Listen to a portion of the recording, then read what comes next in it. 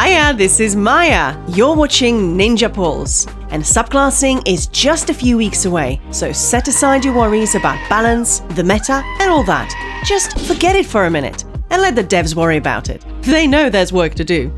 Meanwhile, you should make sure you're prepped for subclassing, because we're gonna need a lot of XP and skill points when it gets here. Because we're gonna need to level all of these class skill lines all over again. Yeah, seriously. It won't take as long as it did the first time, and it is account-wide, so we only need to do it once. But yeah, any abilities and skill lines you want to use in subclassing, you will need to rank them up and morph them, even if you've already done it.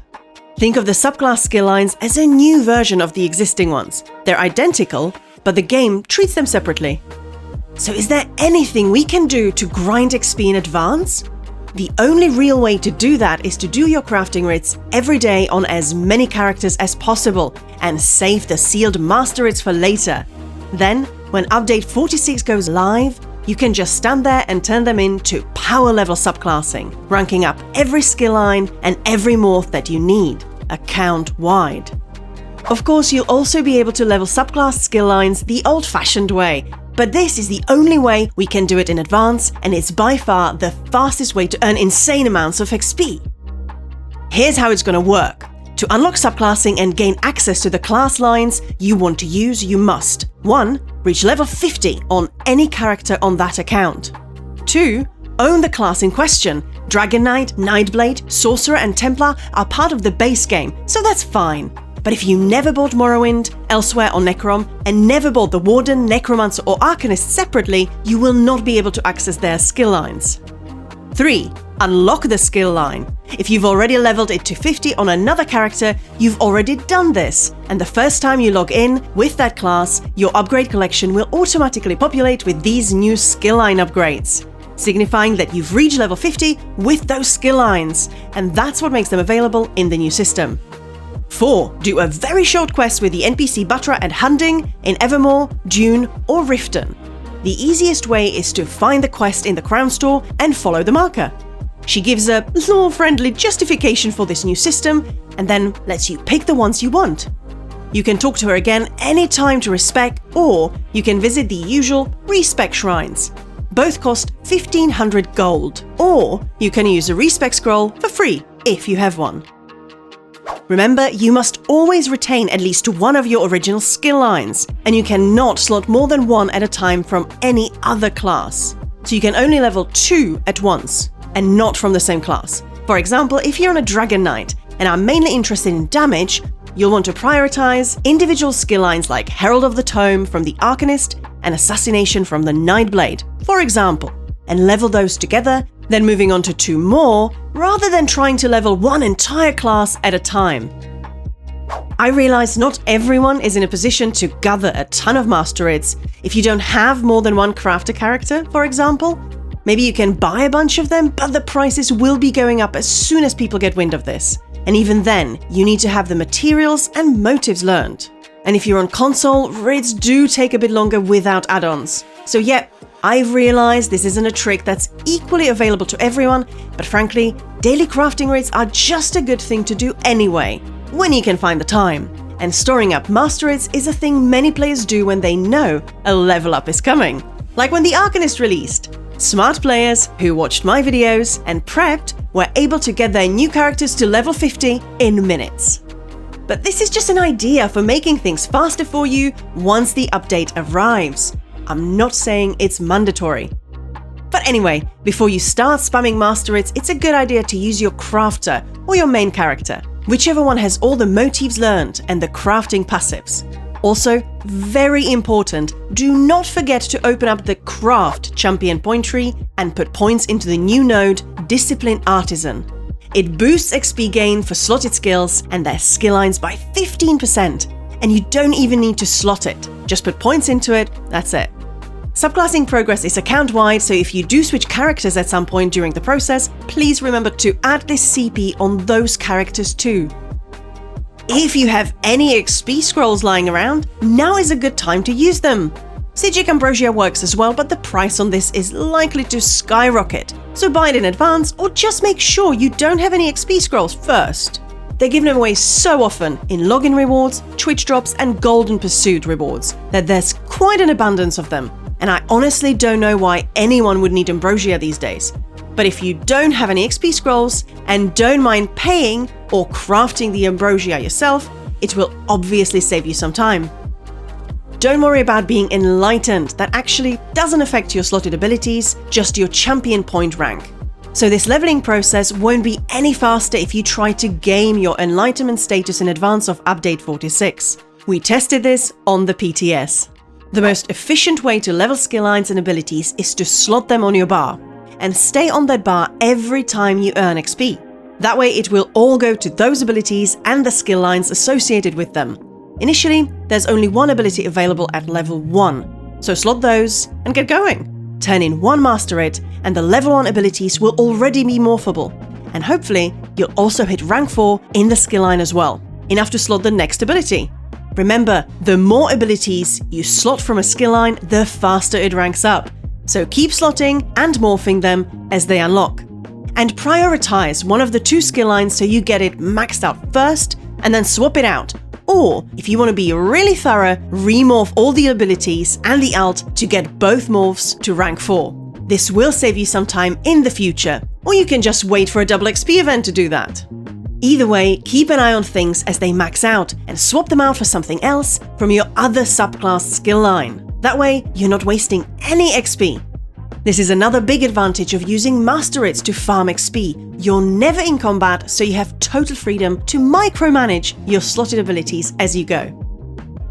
When you're finished with a skill line, I'd head to the nearest shrine and swap it for a new one. Even if you're short on gold, 1500 is not a lot. And anyway, you'll be making bank with all these Masterits, so it should be fine. But everyone is gonna have their own strategy for this.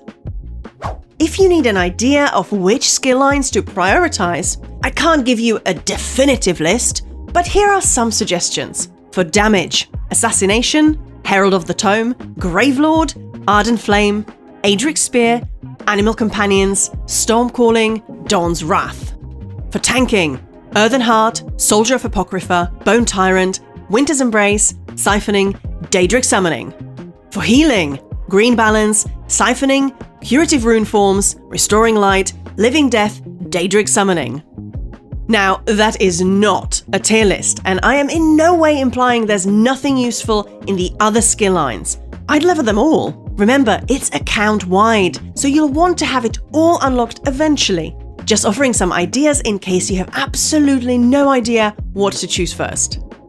Couple more quick points about Masterits. They can drop from any top-tier daily crafting writ, so make sure you're doing the max level version of your daily writs, and don't mess around with the low level stuff. The drop chance is higher if the character has learned traits for alchemy reagents, just the base game ones. This is why it's worth doing trait research even if you use an add-on to autocraft your potions. Translations for runes, again, just the base game ones. As many recipes as possible, as many motifs as possible, and research as many traits as possible. So, if you're doing top tier writs, but you don't have any of this stuff researched, you're not making the most of your time. Obviously, this takes a while to do, but you can at least make a start on 1 or 2 characters. We still have a few weeks before subclassing arrives. The other thing you're gonna need is materials, particularly purple materials, certain trait materials, obviously the base materials like silk, leather, and platinum, but also some gold materials if you plan to do those. Maybe there are some Masterits where the material cost is just too high and you'd rather sell those. That's smart. Like I said, prices will probably go up. The others to watch out for are Master Enchanting writs for prismatic glyphs, which call for a Hakejo runestone. You can do these if you want. I'm just warning you that they are expensive, so the amount you're spending per writ voucher or XP is obviously much higher. Similarly, jewelry writs for triune jewelry require Dawn Prism as a crafting ingredient. And again, these are expensive and may not be worth it for you. There's also the Bear Haunch and Psijic Ambrosia provisioning writs, which requires Perfect Row as an ingredient. Especially if you're using an add-on to autocraft this stuff, You can easily blow a load of very expensive ingredients without meaning to, so check your inventory first, and if you're buying them from traders, be very careful about which master writs you buy. It's up to you where you draw the line. I'm just giving you a heads up. That's probably enough detail on writs and leveling. It is a bit complicated, but I think I covered all the important things. Just remember to do your daily writs and store up your master writs in your bank or storage coffers. Keep an eye out for writs which are inefficient or use rare ingredients, and maybe sell those at a guild trader. When update 46 arrives, log in on each class that you can. Slot Discipline Artisan the new green CP before you start. Pop an XP scroll after you've crafted stuff, but before you start handing it in. Fill your bar with stuff that needs leveling. As soon as something hits rank 4, morph it or swap it. That just leaves us with one more thing to talk about: skill points. Every point you put into a subclass ability, whether it's active or passive, it requires double the skill points. So even though you'll automatically get some back from the skill lines that you're dropping, that's not going to be enough to cover the new skill line that you're adding.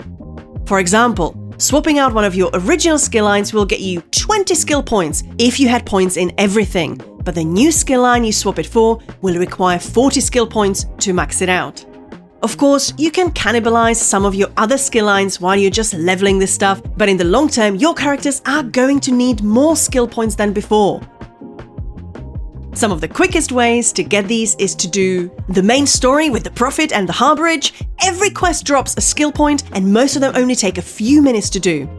Public dungeons, you get 1 skill point from the group event and a Sky Shard.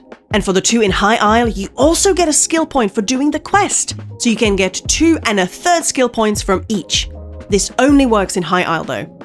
Group dungeons drop a skill point the first time that character completes the quest in there. The Cyrodiil tutorial, if you haven't done it yet, only takes a few minutes. And of course, Sky Shards. I won't go into detail about the most efficient way to grind skill points quickly. That would be a whole separate video, which I did actually make a while ago. And most of it is still 100% accurate and relevant, so watch that next. The point is that you can save yourself a lot of time and hassle when subclassing launches on June the 2nd, 18th for consoles, by getting some extra skill points and master writs under your belt now, while we have a few weeks to prepare. I hope this advice proves helpful. Good luck with it! And before you go, please remember to support the channel for free by subscribing, by liking this video and sharing it with your friends. Or become a member and get exclusive video content for a few septims each month that keeps this channel alive and keeps us releasing more content and guides. We're also on Twitch most days, so come hang out with us there. Your support means a great deal to me and Khan. Thank you all so much. And with that, Ninja Pulse will be back soon with another video guide on exactly how to unlock subclassing when it launches and how to set up your character just the way you want it. Thanks for watching, and I'll see you there.